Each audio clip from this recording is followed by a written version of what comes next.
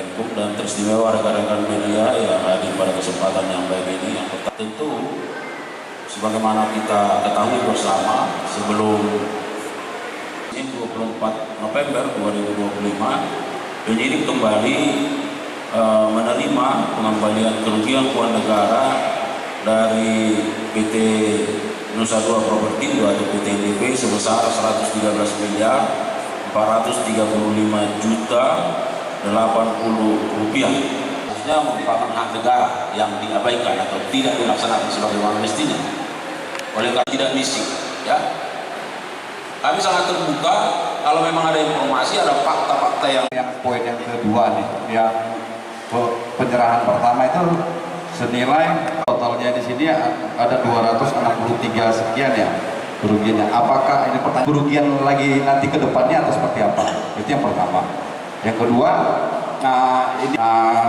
ada nggak kemungkinan dari unsur pemerintahannya yang bakal ditetapkan? Karena kita sama-sama. Ada pertanyaan 3 orang.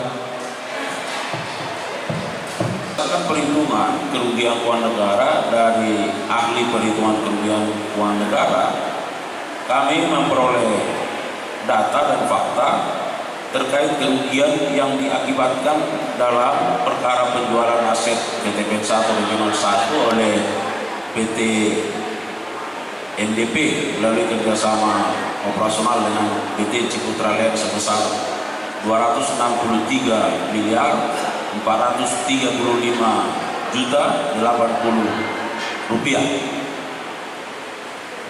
di mana sebagaimana yang sudah kita ketahui bersama bahwa kerugian keuangan negara ini disebabkan adanya dugaan tindak pidana korupsi di sana karena kewajiban untuk menyerahkan 20% bidang lahan HGU yang telah berubah menjadi HGB merupakan kewajiban dari PT NDP yang tidak dilaksanakan sebagaimana mestinya, dan dengan tidak diserahkannya kewajiban tersebut melalui permufakatan jahat antara para tersangka yang sudah ditetapkan beberapa waktu yang lalu, sehingga negara mengalami kerugian sebesar 263 miliar 435 juta 80 rupiah. Dapat juga kami sampaikan bahwa dengan adanya niat baik, ya, pengembalian kerugian keuangan negara yang dilakukan oleh PT NDP pada hari ini, maka kerugian keuangan negara akibat tindak pidana korupsi pada perkara penjualan aset dimaksud, ya, sebagaimana yang sedang kita tangani, seluruhnya telah dikembalikan, ya, oleh pelaku pidana kepada negara melalui penyidik Kejaksaan Tinggi Sumatera Utara. Namun perlu kami sampaikan rekan-rekan media bahwa ini adalah pemulihan dari sisi kerugian keuangan negara. Sedangkan terkait dengan penanganan perkaranya itu tentu terus berproses, ya. Dan penyidik sekarang sedang fokus melakukan pemeriksaan dan pemberkasan terhadap para tersangka yang sudah ditetapkan dan dilakukan penahanan. Dan kita harapkan dalam waktu dekat ini bisa bergulir atau dilimpahkan ke 77 hektar, ya, yang masih aktif HGU-nya. Kalau tidak salah baru berakhir tahun 2028, tetapi tidak produktif. Lalu ada rencana-rencana pemerintah terkait soal ini. Nah, secara regulatif maka itu sudah mulai ada perpresnya, ya. Kemudian kalau tidak salah perdanya juga ada, ya, turunan-turunannya termasuk sampai kepada KSO.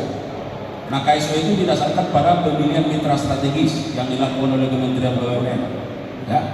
Nah, di dalam perjanjian KSO antara PT PEN1 garis miring NDP dengan DMKR atau Citra Land, bahwa posisi DMKR adalah menerima tanah yang sudah clean and clear,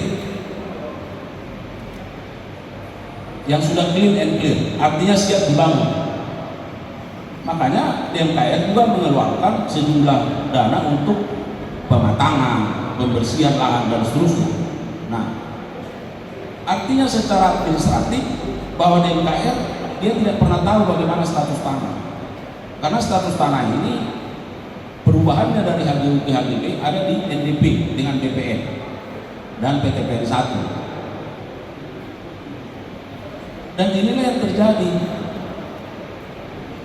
DMKR ini hanya sebagai pihak pengembang. Kalau misalnya dia sudah menyerahkan tanah, dari NDP menyerahkan tanah ke DMKR, maka DMKR yang membangun, menjual. Tentu dalam perjanjiannya ada, itulah 25-72%, ya, pembagian sahamnya. Nah, kecuali, nah ini terus kita dalami, tapi juga nggak berhenti. Kecuali misalnya DMKR mengetahui atau sepakat antara NDP, PTPN dengan DMKR bahwa hak 20% itu tidak usah dikasih ke negara, bangun. Nah barangkali kita sama dalam posisi itu. Tetapi dari semua keterangan dan fakta-fakta serta dokumen yang ada, bahwa DMKR hanya dalam posisi menerima tanah yang sudah clear and clear. Jadi persoalannya itu lebih pada bagaimana sikap NDP dengan BPN dalam konteks status hak atas tanah. Saya kira itu ya. Download Tribun X sekarang, menghadirkan lokal menjadi Indonesia.